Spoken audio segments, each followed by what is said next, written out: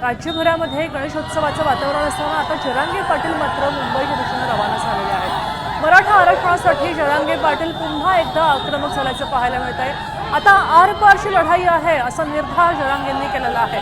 तर 29 ऑगस्टपासून ते मुंबईमध्ये आंदोलन सुरू करणार आहेत, आमरण उपोषण सुरू करणार आहेत। हे कितवं आमरण उपोषण असेल हे मात्र माहिती नाही, मात्र त्यांनी पुन्हा एकदा आमरण उपोषणाचा इशारा दिलेला आहे। हे सगळ्यात शेवटचं उपोषण असेल आणि ही आरपारची लढाई असेल असं जरांगे पाटलांनी म्हटलेलं आहे। आज ते रवाना झालेले आहेत, अंतरवालीतून निघालेले आहेत आणि पुढच्या 2च दिवसात ते मुंबईमध्ये येऊन धडकणार आहेत।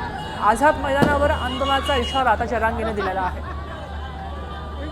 दरम्यान कोर्टानं मनाई करून सुद्धा जरांगे पाटलांनी आज सकाळी बरोबर 10 वाजता अंतरवाली सराटीमधून प्रस्थान ठेवलेलं आहे आणि आता हे सगळे मराठा बांधव अगदी जल्लोषात आपण पाहू शकतोय। जरांगेंच्या केवळ एका इशाऱ्यावर मुंबईच्या दिशेने रवाना झालेले आहेत।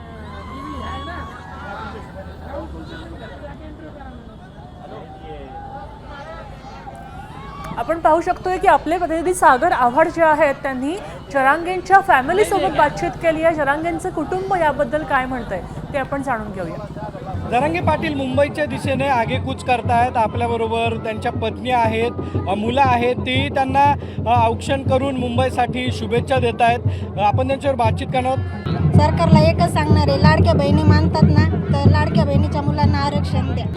आम्हाला आरक्षण पाहिजे, आरक्षण पाहिजे। आम्हाला पण आरक्षणाची मागणी आहे। सर्व पाटलांसोबत चालली, आम्ही सर्व त्यांच्या सोबत आहेत।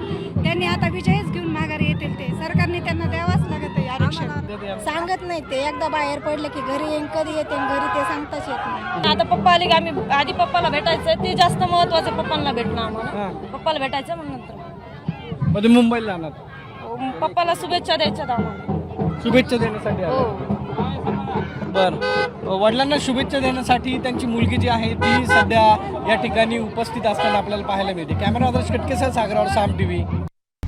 आता isakal.com आहे देशातील नंबर 1 ची मराठी न्यूज वेबसाईट। प्रत्येक अपडेटसाठी isakal.com ला नक्की भेट द्या।